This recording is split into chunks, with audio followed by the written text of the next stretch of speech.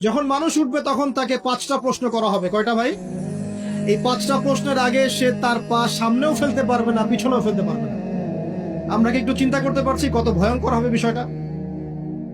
এই সামান্য গরমে আমাদের অবস্থা খারাপ, সূর্য সেদিন সামনে নিচে, আর মানুষ উঠে দাঁড়িয়ে আছে। তাদেরকে 5টা প্রশ্ন করা হবে। যতক্ষণ পর্যন্ত প্রশ্নের উত্তর দিতে পারছে না, সামনেও যেতে পারবে না, পিছনেও আসতে পারবে না, পা নড়াতে পারবে না। 1, তোমার পুরো জীবনটা তুমি কোন কাজে ব্যয় করেছো? উত্তর কি রেডি আছে আমাদের কাছে? আমরা কি বলতে পারবো, হে আল্লাহ, আমরা আমাদের পুরো জীবন তোমার ইবাদত করে কাটিয়েছি? 2, তোমার যৌবন স্পেশালি তুমি কোন কাজে ব্যয় করেছো? তোমার যৌবন তুমি স্পেশালি কোন কাজে ব্যয় করেছো? যুবকরা কি উত্তর দেওয়ার জন্য প্রস্তুত আছে যে আমাদের যৌবন আমরা আল্লাহর পথে কাটিয়েছি? সবাই কি বলতে পারবো? 3 নাম্বার, তোমার রিজিকের উৎস কি ছিল? কোন পথে সম্পদ অর্জন করেছো? 4 নাম্বার, কোন পথে সম্পদ ব্যয় করেছো? কোন কোন খাতে সম্পদ ব্যয় করেছো? আমরা কি আমাদের আয় এবং ব্যয়ের হিসাব দেওয়ার জন্য প্রস্তুত? 5, তোমাকে আমি যে জ্ঞান দিয়েছিলাম সেই জ্ঞান অনুযায়ী আমল করেছো কিনা? আল্লাহ পাক আমাকে আপনাদের সবাইকে তৌফিক দান করুন, জানা অনুযায়ী আমল করার তৌফিক দান করুন। এই 5টা প্রশ্নের মধ্যে যৌবনকাল ইম্পর্টেন্ট কিনা ভাই? গুরুত্বপূর্ণ কিনা? মাথায় রাখি। সামনে একটা হাদিস শুনুন। রাসূল সাল্লাল্লাহু আলাইহি সাল্লাম বলছেন যে এই কিয়ামতের মাঠেই 7 শ্রেণীর মানুষকে আল্লাহ পাক বিশেষ মেহমানদারির ব্যবস্থা করবেন, আরশের ছায়ায় ছায়া দিবেন ইনশাআল্লাহ। কোথায় ছায়া দিবেন? ওই দিন এই ছায়া ছাড়া অন্য কোনো ছায়া থাকবে না। নবী সাল্লাল্লাহু আলাইহি ওয়াসাল্লাম বলছেন তার মধ্যে প্রথম শ্রেণী হচ্ছে ইমামুন আদিল, ন্যায়পরায়ণ শাসক। ন্যায়পরায়ণ, আচ্ছা, ন্যায়পরায়ণ শাসকের একটা এক্সাম্পল দেই। মক্কার জাহেলি যুগে সাহাবীরা ঈমান নিয়ে এসেছেন, বাস তাদের উপর নির্মম নির্যাতন শুরু হয়ে গেছে। আবু জেহেল, আবু লাহাব, উতবা, শাইবা। তখন সাহাবীরা আল্লাহ রাসূলের কাছে এসে বলছেন, ইয়া রাসূলুল্লাহ, আপনি একটু বদদোয়া করেন, তাদের উপর বদদোয়া করেন, আমরা তো আর পারছি না। নবী সাল্লাল্লাহু আলাইহি ওয়াসাল্লাম বললেন, তোমরা মক্কা থেকে হিজরত করে হাবাসায় চলে যাও। কোথায়? হাবাসা। হাবাসা মানে হচ্ছে আবিসিনিয়া। আবিসিনিয়া মানে এখনকার ইথিওপিয়া, ইরিত্রিয়া। নাম শুনেছেন কি? বিশেষ কোচিং তো করছেন অনেকে। আফ্রিকা মহাদেশের একটা ছোট্ট দেশ ইরিত্রিয়া, ওখানে চলে যাও। তখন বলেছিলেন তিনি হাবাসায় চলে যাও। সাহাবীরা জিজ্ঞাসা করছেন হাবাসায় কেন? নবী সাল্লাল্লাহু আলাইহি ওয়াসাল্লাম বলছেন সেখানে একজন খ্রিস্টান ন্যায়পরায়ণ শাসক আছেন যার রাজ্যে কেউ জুলুমের শিকার হয় না। কি বললাম বলেন তো? হাবাসায় কে আছেন? একজন মুসলিম না খ্রিস্টান? খ্রিস্টান ন্যায়পরায়ণ শাসক আছেন যার রাজ্যে কেউ জুলুমের শিকার, মুসলমান নন এমন একজন শাসকের প্রশংসা করে আমাদের নবীজি বললেন তার রাজ্যে কেউ জুলুমের শিকার হয়। সুবহানাল্লাহ। সাহাবীরা সেখানে হিজরত করলেন। নেতৃত্ব দিয়েছেন জাফর বিন আবি তালেব রাদিয়াল্লাহু আনহু। সেই সাহাবী বাদশা নাজাশী, তার নাম ছিল বাদশা নাজাশী, তার সামনে দাঁড়িয়ে সূরা মারিয়াম তেলাওয়াত করেছিলেন। ওই সূরা মারিয়ামে ইয়াহইয়া, জাকারিয়া, ঈসা, তার মা, এই গল্প ঘটনাগুলো আছে। এই সূরার তেলাওয়াত শুনে বাদশা নাজাশীর চোখ দিয়ে পানি পড়তে পড়তে দাড়ি ভিজে গিয়েছে। সুবহানাল্লাহ। শেষে তিনি ঈমান নিয়ে আসেন, মুসলমান হন, আলহামদুলিল্লাহ। আমাদের নবীজি তার জানাজার নামাজ পড়েছিলেন। আমাদের নবীজি তার গায়েবানা জানাজার নামাজও পড়েছেন। বলেন সুবহানাল্লাহ। এখানে একটা পয়েন্ট খালি বলতে চাই, একজন অমুসলিম শাসক সম্পর্কে আমাদের নবীজি মন্তব্য করেছিলেন তার রাজ্যে কেউ জুলুমের শিকার হয় না। আর আজকের দিনে সারা বিশ্বের কোন কোন ক্ষেত্রে মুসলিম শাসকদের ব্যাপারেও এই কথা বলা যায় না যে তার রাজ্যে কেউ জুলুমের শিকার হয়। আল্লাহ পাক বলছেন আরশের ছায়া আমি ছায়া দিব 7 শ্রেণীর মানুষকে। কয় শ্রেণী?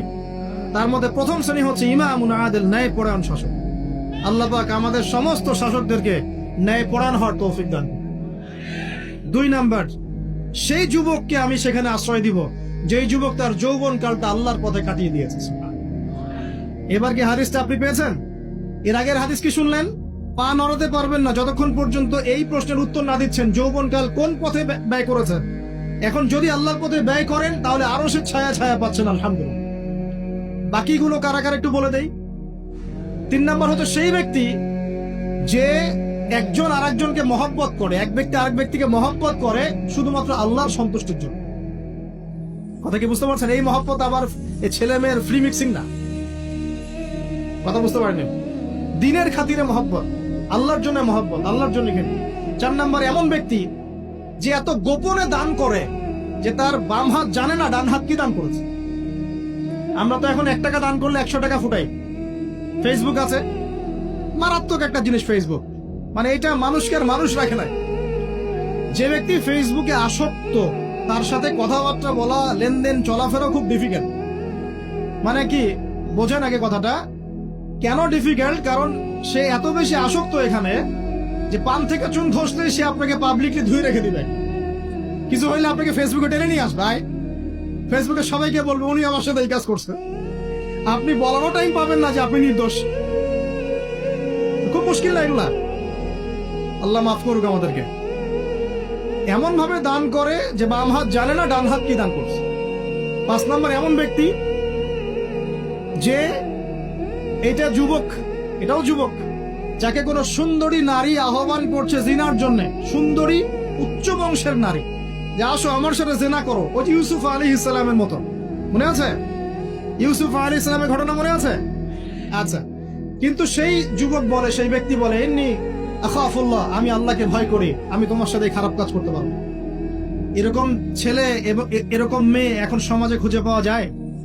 হাতে গোনা, হাতে গোনা। আপনি অনলাইন ঘাটাঘাটি করেন, গুগল করেন, ক্রস চেক করেন, দেখবেন বাংলাদেশের 25 বছরের কম বয়সী ছেলে আর মেয়েদের জেনার হার কত আপনি বের করে দেন। 25 বছরের কম যে যুব সমাজ আমাদের সামনে আছে, তাদের মধ্যে কত % যুবক এখন পর্যন্ত ফিজিক্যাল সম্পর্ক করেনি কারোর সাথে, আপনি খুঁজে বের করতে পারেন। শুধু ছেলেদের ক্ষেত্রে এটা নয়, মেয়েদের ক্ষেত্রেও আছে। এই যে অনার্স লাইফ পার করার আগেই বহু মেয়ে সতীত্ব নষ্ট করে ফেলছে, বহু ছেলে সতীত্ব নষ্ট করে ফেলছে। কথাগুলো কি রাগ করছেন? আমি আপনাদের ভাই এবং আমি আপনাদেরকে মহব্বত করি। আমরা জেনার পথে যাব না, আমরা হালাল সম্পর্কে থাকবো ইনশাআল্লাহ। যখন আপনি জেনায় চলে যাবেন, আপনার কলব থেকে আল্লাহর নূর নষ্ট হয়ে যাবে। এটা এমন একটা পাপ যেটা করার পর মানুষ আল্লাহর সামনে মাথা তুলে দাঁড়াতে পারে না, লজ্জায় চোখ নেমে যায়, ইবাদতে স্বাদ পায় না। যখন হারাম সম্পর্কে, ফ্রি মিক্সিং, এগুলোতে মানুষ থাকে, ইবাদতে মানুষ স্বাদ পায় না। দিনের পর দিন ইবাদত করে মনোযোগ আসে না, মন লাগে না, চোখ দিয়ে একটু পানি বের হয় না, আল্লাহর জন্য কাঁদতে পারে না, কারণ মনের মধ্যে তো নূর নাই। আর যখন একটা মেয়ে বেপরদায় থাকে, সে অনেক ইবাদত করলেও তার এই বেপরদায় থাকার কারণে সমাজের বহু মানুষের চোখের জেনা হয়ে যায়। এতে করে ওই সব মানুষের পাপের ফল এই মেয়েটাকে ভোগ করতে হয়, এবং মানুষের চোখের বদনজর লাগে, ওই মেয়ে অসুস্থ হয়ে পড়ে মানসিক ভাবে, শারীরিক ভাবে। আমি আমাদের যুবক ভাই এবং যুবতীদের বোনদেরকে রিকোয়েস্ট করব, আল্লাহর ওয়াস্তে চরিত্রটাকে পবিত্র রাখার চেষ্টা করুন। আল্লাহ পাক তৌফিক দান করুন। এই যুবককে আল্লাহ পাক আরশের ছায়া দিবেন, যে একটা মেয়েকে পেয়েও আল্লাহর ভয় তাকে ভোগ করে নাই। আল্লাহ পাক এরকম যুবক ঘরে ঘরে তৈরি করুন। তাহলে কি করবেন ভাই? হালাল উপার্জনের ব্যবস্থা করবেন, ব্যাস সরাসরি বিয়ে করে ফেলবেন। পরিবারকে বোঝানোর চেষ্টা করবেন, না বুঝলে আন্দোলন শুরু করবেন যে আমি জেনা করতে চাই না, আমি বিয়ে করতে চাই, বিয়ে আমার দেওয়ানি লাগবো, এরকম। ব্যাস, তারপর দেখবেন বাপ মা কেমন করে বিয়ে না দেয়। আল্লাহ সাহায্য করবে ইনশাআল্লাহ।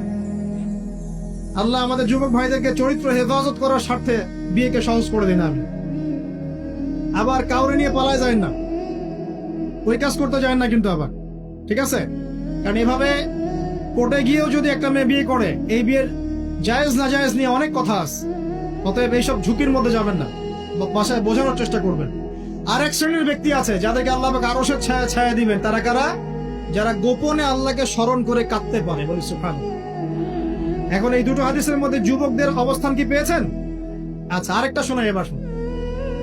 নবী সাল্লাল্লাহু আলাইহি ওয়াসাল্লাম বলেছেন, 5টা জিনিস আসার আগেই 5টা বিষয়কে মূল্যায়ন কর। 1, তোমার বার্ধক্য আসার আগেই তোমার যৌবনকে মূল্যায়ন করো। যৌবনের গুরুত্ব পেলেন তো এবার? তোমার মৌত আসার আগেই তোমার জীবনকে মূল্যায়ন করো।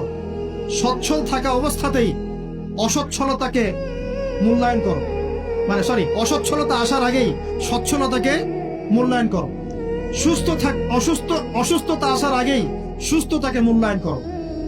এবং এই যে কথাটা বললাম যে তোমার বার্ধক্য আসার আগেই যৌবনকালটাকে মূল্যায়ন করো।